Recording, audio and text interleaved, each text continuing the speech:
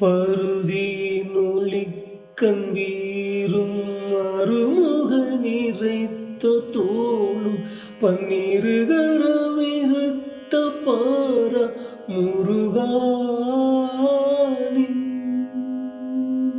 பதமலரழுத்தினாலும் நினைவுறு கருத்தர் தாள்கள் பணியவும் எனக்கு ஞானம் அருள்வாயே.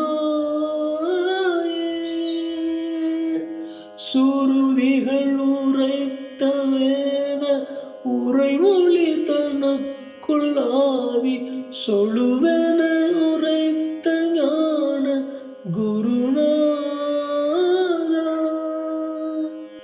ஆன்மீகத்தில் பணிவின் முக்கியத்துவத்தை எடுத்துக்காட்டும் வைரவிவனம் திருப்புகழின் இந்த பாடல் வரிகள். இதன் விளக்கம்: பருத்து உருண்டு திரண்ட ஒளி தரும் சூரியனது ஒளியையும் மிஞ்சி மேம்பட்டு ஒளிரும் ஆறுமுகங்களும் வரிசையான தோள்களும் பன்னிரு கரங்களும் உடைய ஆறுமுகக் கடவுளே, அனைத்தையும் தன்னில் தாங்கி பெருமை பெற்ற முருகப்பெருமானே, உனது மலர் போன்ற திருவடியை உள்ளத்தில் ஒரு நொடிப்பொழுதும் இடைவெளி இல்லாமல் நினைத்து தொழுதிருக்கும் சித்தர்கள், ஞானிகள், உயர்ந்த முருக பக்தர்கள், அவர்களை பணியக்கூடிய, அவர்களின் திருவடியை பணியக்கூடிய உயர்ந்த பணிவை, அதற்குரிய ஞானத்தையும் எனக்கு தந்தருள்வாய் முருகனே.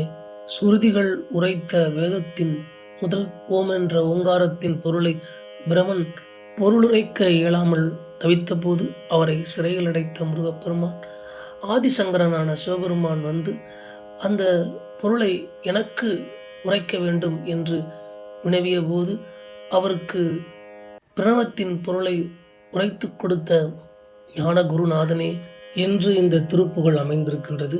இந்த திருப்புகழ் சொல்ல வரக்கூடிய மிக உயர்ந்த ஒரு கருத்து, ரிஷிகள், சித்தர்கள், ஞானிகள், அதே போல முருகப்பெருமானையே நொடிப்பொழுதும் தவறாமல் வழிபடுகின்ற உயர்ந்த முருக பக்தர்கள் அவரிடம் சென்று பணிந்து அவர்களின் ஆசீர்வாதத்தை பெற வேண்டும்.